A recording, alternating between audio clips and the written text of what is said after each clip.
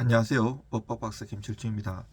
오늘은 반성문, 탄원서, 형사의견서 이런 형사 문제에 대해서 가르쳐 드리겠습니다. 우리가 그 이제 형사 문제가 되었을 때 보통 이제 공격하는 측면도 있지만 방어하는 측면도 있어요. 만약 내가 사기를 당했을 때 고소장을 잘 써야 되잖아요. 이것도 이제 그 고소장이 심파주라 이렇게 되면 안 되고, 그 특히나 지금 검경수사권 조정돼 가지고 굉장히 정치하게 법리적으로 사실관계 너무 장하게 써서는 안 되고, 이 만약에 예를 들어서 형법에 사기죄가 있다 그러면 이 사기죄 구성 요건이 있단 말이에요. 이 도이치 시프라이 독일어로 다트 배신한지라고 하는데, 구성요건 대장성을 뭐 기망이라든지 이런 게, 기망도 되게 많아요. 적극적 기망, 소극적 기망, 묵시적 기망부터 많게, 사기 종류도 수백 가지가 넘어요. 엄청 많단 말이에요. 그런 것들을 맞게끔 사실관계를 이 법리에 맞게끔 써주는 거죠. 아무리 많이 써도 그 구성요건 해당성에 맞게끔 이놈 죽일 놈이다, 나쁜 놈이다, 사기꾼이다 이렇게 되게끔 구성요건에 맞게끔 서술해 줘야 돼요. 근데 내가 또 방어하는 측면에서, 내가 사기죄를 안 저질렀어요. 만약 많은 사기죄 유형이 있지만 만약 대형업 사기다, 이 핵심은 내가 기만 거짓말해서 이 빌려갈 때 변제 자력과 변제 능력이 없었으면 사기죄가 성립하는 거거든요. 근데 내 변제 자력과 변제 능력이 있다는 것을 입증해야 되는 거잖아요. 그런 것처럼 이 방어할 때 특히 더 중요해요. 이게 공격할 때도 마찬가지고, 이 형사의견서라든지 진술서, 반성문, 탄원서 이런 것들이 유기적으로 잘 들어가야 돼요. 예를 들어서 만약에 그, 그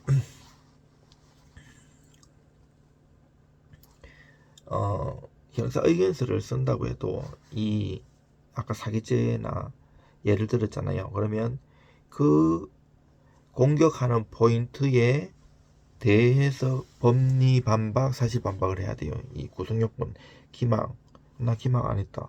여기서는 그 대여 당시에 변제 자료가 변제 능력이 없다 하면, 나는 이 빌려갈 때 변제 자료가 변제 능력이 있다는 거. 그리고 민사와 형사가 어우러져서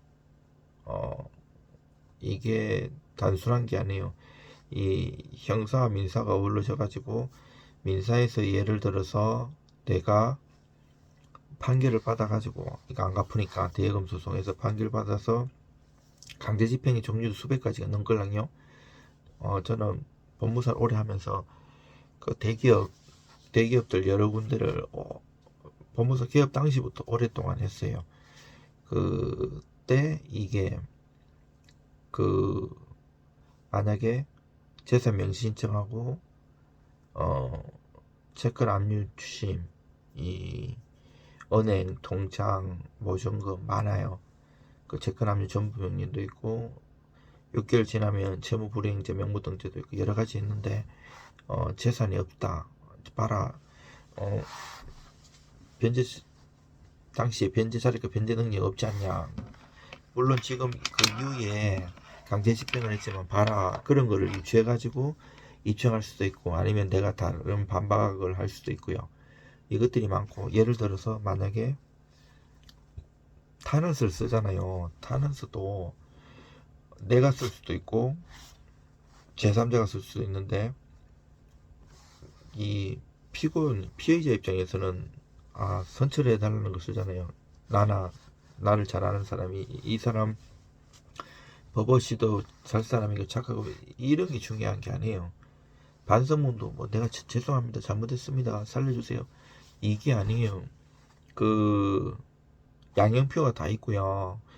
막 수학보다 더 전개의 법원, 특히 형사는요, 이게 양형표가 다 있었고, 뭐 했을 때는 강경 아니면 가중하고 신분에 따라 가중되는 경우가 있고 여러 가지 형태에 따라서 발생하는 거 이것도 일부를 갚았는지 아니면 내가 그 성범죄도 수십 개가 넘걸랑요.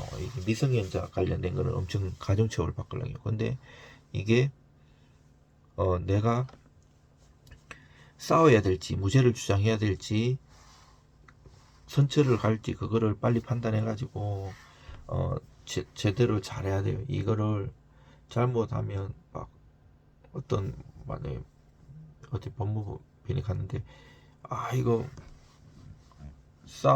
싸워보자고 이거 억울해 갖고 선임을 했는데 이게 양형에서 참작이 안 되잖아요. 싸웠기 때문에 반성하는 게 없기 때문에 그러면 굉장히 세게 실형을 받는 사람도 많아요.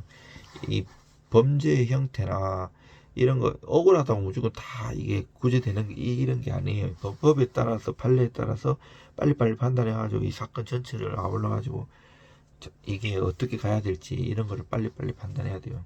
그리고 변호사 선임할 돈이 없어 이제 그 법무사에 오시는데 법무사도 법리를 잘하는 사람 많아요. 저처럼 법학 박사고 대학원에서 민법, 민사선고, 형법, 형사선고를 두루하고 석사에서 박사는 또 형법, 형사선고 두루두루 하는 사람들 깊이 있게 논문 수준으로 빨리 사건 파악도 하고 써기는 것도 잘하거든요. 근데 이제 이게 봤는데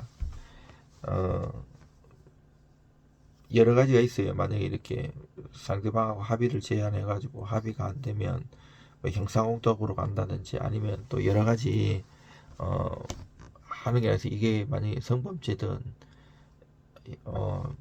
경제범죄라 가지고 내가 이제 좀 합의를 하는 게 유리한 거 이러면 거기에 따른 단계도 많아요. 이렇게 그 사람 이제 변호인이 있으면 변호인을 통해 가지고 연락하고 성범죄 같은 건 바로 연락하면 안 되거나 2차 가해라 가지고 더 고소 들어오거든요. 그러면 이제 가족이 연락한다든지 그쪽 부모들한테 하고 이 꽃뱀들도 많고 실제 미성년자 중에서도 자기가 드러내지 않고 그 성년자인 것처럼 해가지고 나중에 막 문제가 됐을 때 뭐 부모님이 알게 된다든지 뭐 여러 번 하다 걸리면 그때 걸렸을 때 이전까지 다 딸려오는 경우도 많고요. 또 요즘 행정 관련해 가지고 이제 미성년자한테 원래 옛날부터 술 팔면 안 되는데 그거를 역용하는 미성년자들도 많아요. 실컷 많이 먹어놓고 우리 위조 신분증이다 이렇게 하는 것도 많고 이런데 거기에 따라서 법리를 자세히 해야 되고요. 글을 감동적으로 잘 쓰고 법리도 제일 반박을 해야 돼요. 제 거 이제 네이버 블로그도 3만여 개 글이 있고 옛날에는 다음 블로그도 많이 했어요. 근데 이게 다음 블로그가 2년 전인가 없어졌어요. 근데 티스토리에 글이 있어요. 제가 이제 썼던 건데 보시면 이제 형사의견서, 형사인술서 요거는 이거는 최근에 또 쓴 거네요. 이전에 쓴 것도 많은데 이제 형사 판결 문서 하나로 바꿀 수 있습니다. 해갖고 형사사건에서 인생을 바꾸는 결정적 한 수는 무엇일까요? 그것은 바로 당신의 입장을 법의 언어로 정밀하게 설계한 하나의 문서입니다. 판사는 사람을 협판하지 않습니다. 오직 논리와 기록 그리고 문장을 통해 판단합니다. 그 중심에 있는 것이 바로 다음에 4가지 전략 문서인데 만약에 의견서다 이러면 수사 단계에서 법적 쟁점을 정리하고 검사의 판단을 유도하는데 재판 단계에서는 공소사실에 대한 반론과 주장을 조리 있게 배치해 무죄 또는 감형으로 이끄고요. 진술서는 단순히 사실을 나열하는 것이 아니고요. 신빙성, 구체성, 개연성을 중심으로 수사기관과 법원의 오해를 정면으로 바로잡는 무기예요. 반성문도 죄송합니다라는 감정의 편을 넘어서 삶의 변화 계획과 재범 방지 의지를 설계해야 하고요. 양형의 핵심 증거로 작용할 수 있어요. 탄원서, 또 가족, 동료, 사회의 신뢰 기반으로 한 사회적 선처 요청의 문서고요. 재판부의 인간적 고려를 이끌어내는 가장 강력한 도구예요. 왜 문서가 형사재판의 판세를 가르나요? 형사재판에서 수백 쪽의 수사기록보다 더 강력한 영향을 미치는 것이 있습니다. 바로 한 장의 전략적 문서예요. 의견서는 불기소 처분 기소유예 유도의 핵심 설계서이고요. 진술서는 수사 단계의 오해나 과장된 공소사실을 규정하는 반론의 도구입니다. 반성문은 양형에 집중 영향을 미치는 진심의 설계도고요. 탄원서는 법정의 분위기를 바꾸는 사회적 지지와 여론의 증거예요. 음주운전이라고 예를 들면 이제 재발 방지 교육이 있었죠. 알코올 치료 참여 이력, 초범 여부, 가족 생계 상하, 면허 필요성, 사고 경력, 변화된 생태, 생활 태도 진술. 만약 사기 횡령 사건 같으면 피해자의 실질적 합의 여부, 계좌의 이체 내역, 자산 처분 내역, 변제 계획서 첨부, 선처를 구하는 탄원서 및 피해 회복 노력. 예를 들어서 이제 폭행 모욕 사건의 같은요. 감정 폭발 경위 및 갈등의 맥락 진술, 피해자에 대한 사과 전달 내역 및 사회봉사계, 정신적 치료 내역 첨부 및 폭력 방지 노력. 저는 이제 법학 박사고요. 이제 수백 건의 형사문서를 직접 설계하고 결과를 실행해서 집행의 기수열의 전환 무죄 판결을 이끈 실전 경험을 가지고 있고, 형사법 박사로서의 법리 해석력, 실제 재판에서 수천 건 이상의 문서 설계 및 제출 경험, 단순한 글쓰기 이상의 전략적 문장 구성 및 표현 설계 역량이고요. 저는